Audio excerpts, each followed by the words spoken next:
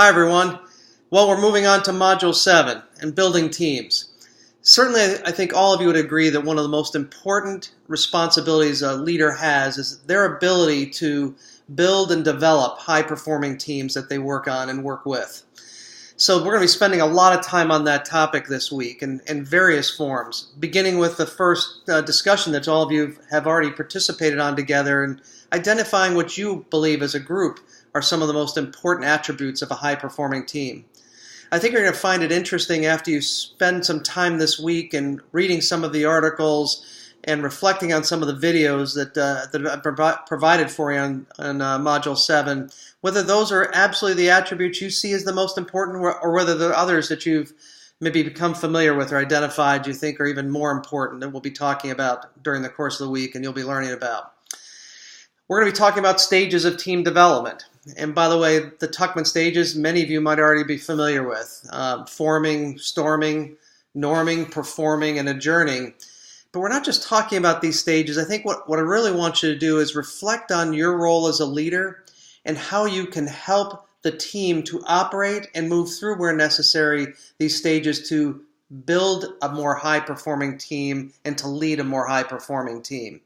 So really, as you think and learn about the stages, think more and reflect more on what your responsibility is as a leader as you're forming or as you're beginning to deal with conflict and storming as a team. You'll learn more about what kind of happens in that process during the course of the week, but think about your role as how you help to move through that storming phase and so on.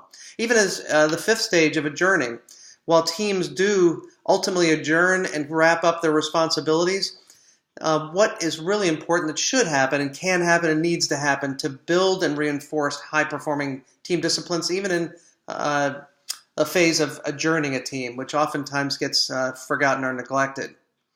So that'll be one of that element of we'll be having a discussion this week. The other is we'll be talking about what are the most common elements that cause teams to dysfunction. There's a great short video from Lencioni that's written a book called The 5 Dysfunctions of a Team.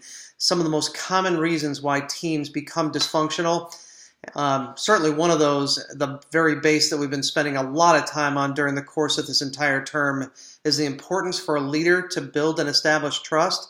Well, the same thing's present. It's a foundation of building high-performing teams, is that the teams themselves build a foundation of trust to work together in that forming stage that Tuckman describes as so important.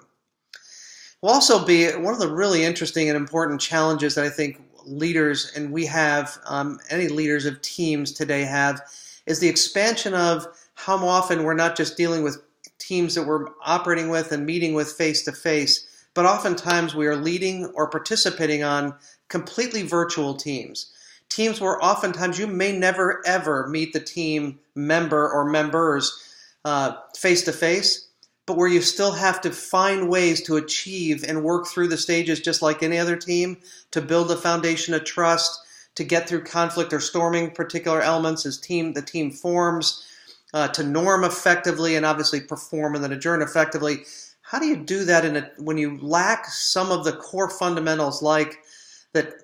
Face-to-face communication, 70% of it, as we've talked about, is nonverbal. But when you're virtual, oftentimes you don't get the benefit of that full face-to-face communication and the ability to really connect with someone at a human level and communicate with them, not just with words, but really with nonverbal communication as well. How do you find ways to get people to connect when connection when you're remote just isn't quite as easy?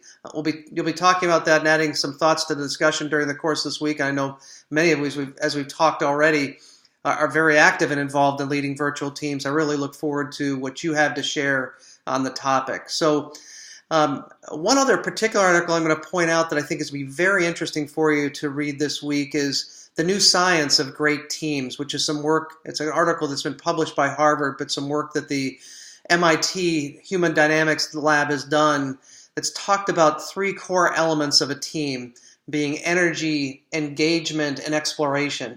I don't want to share any more on that. I want you to read the article and gain a lot more understanding of what they're talking about there and how they've used technology to do some of the research and figure out what's common about high-performing teams in particular as they've identified those 3 things and ways teams communicate and other elements in that article. It's a fascinating article and really one that I think is going to be valuable for all of you, not just to read, but reflect on in ways that you can bring those kinds of attributes or help to foster those kind of attributes to your team and how they can operate and become more effective by what you've learned there. So I'll leave you with that for the moment. I'll be back during the course of the week to talk more. Obviously, we've got a lot of other stuff going on in parallel this week. I'm certain you all are working on your Leadership Challenge presentation. I'll come back to you with either an email or a video briefly on some thoughts of how you could perform most effectively in that as we come up to that presentation next week. I look forward to reading all of your model self papers this week.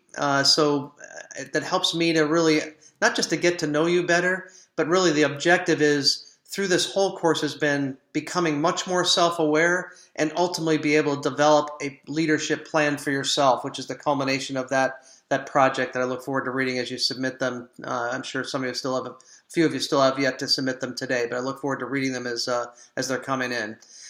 So lots to do, I think an interesting topic on leading teams and building teams this week. So look forward to more discussion with all of you. Have a great week. Talk to you in a little bit.